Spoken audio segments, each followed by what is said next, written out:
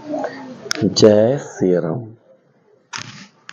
सभी सनातन प्रेमियों को मेरा प्रणाम। तो जैसा कि आपको पता है कि श्री रामचरित 5 चौपाई में डेली पढ़ता हूँ और मेरी कोशिश यही है कि हर घर श्री रामचरित मानस पढ़ा जाए और कम से कम एक पौधा आप डेली लगाइए।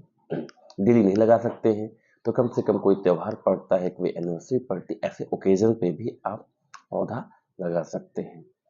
तो इस समय बहुत ही सुंदर विषय चल रहा है माता पार्वती का श्री रामचरितमानस में, और शिव जी का। जो माता पार्वती शिव जी को पाने के लिए इस समय ध्यान में मग्न है, तपस्या कर रही हैं, उसी विषय पे इस समय हमारा जो चौपाई जो चल रही है वही चल रही है। तो आइए और स्टार्ट करते हैं श्री रामचरितमानस। अगर प्रेम आपको करना है तो प्रेम आपने देखा कि मन से होता है, जैसा कि माता पार्वती जी ने इसमें दिखाया गया है। उनको लोग भटका रहे हैं, ऋषि मुनि भी आके ढेर सारी उनको कहानियां बता रहे हैं, ऐसा है तुम्हारा पति नंगा है, तुम्हारा पति लुच्चा है। पर जिसके मन में जिसके प्रति प्रेम होता है, भाव होता है, निस्वार्थ भाव से होता है, आज की तरह नहीं हमारे यहाँ लोगों के मन में। तो मित्रों, जैसा मैंने आपसे बोला कि प्रेम होना चाहिए माता पार्वती जैसा। आज हमारे समाज में वेस्टर्न कल्चर आ रहा है, लोग एक शादी कर रहे हैं, डिवोर्स ले रहे हैं, फिर दूसरी शादी कर रहे हैं, फिर डिवोर्स ले रहे हैं। तो ये सब मन में विचार आपके आते रहेंगे और इन सब चीज़ों से मुक्ति पाना है। तो अगर आपको प्रेम करना है तो माता सती जैसा प्रेम करिए। उन्होंने भगवान शिव की आराधना की, उनके प्रति उनका प्रेम था, तो भगवान शिव उनको मिले। तो आइए और इसी के साथ श्री रामचरितमानस की शुरुआत करते हैं। जय श्री राम। महादेव अवगुण भवन, विष्णु सकल गुण धाम, जेहि कर मन रम जाहि सन, तेहि तेहि सन काम। माना कि महादेव जी अवगुणों के भवन हैं, विष्णु समस्त गुणों के धाम हैं, पर जिसका मन जिसमें रम गया उसको तो उसी से काम है। जो तुम मिलते हो प्रथम मुनीसा, सुनत्यूं सिख तुम्हारी धर सीसा।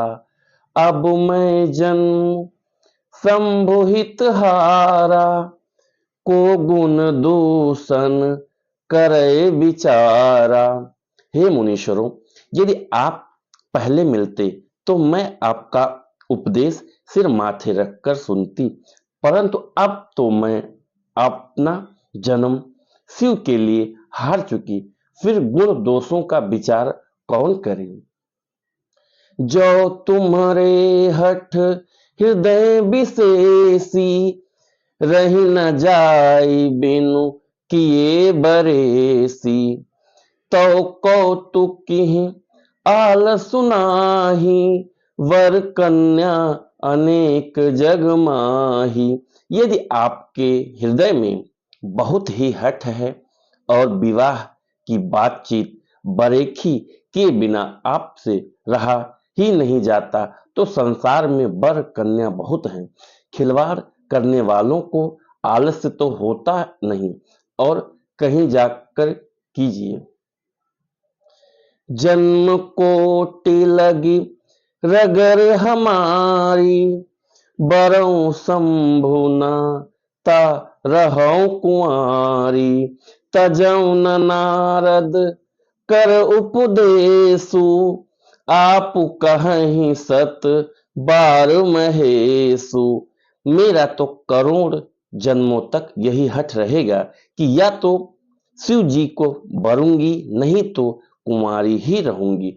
स्वयं शिव जी 100 बार कहें तो भी नारद जी के उपदेश को न छोड़ूंगी।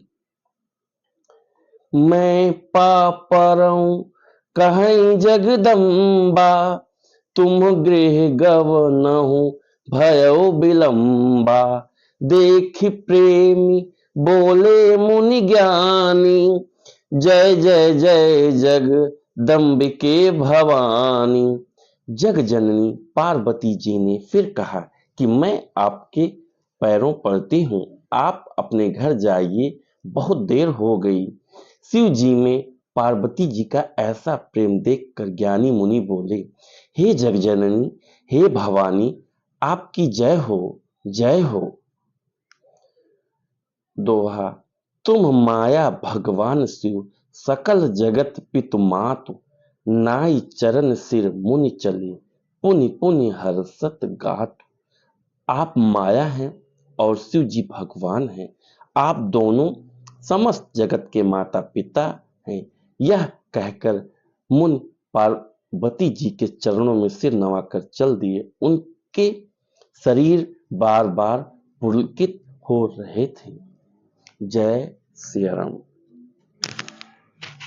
तो मित्रों, हमारी 5 चौपाई श्री रामचरितमानस की पूरी हुई।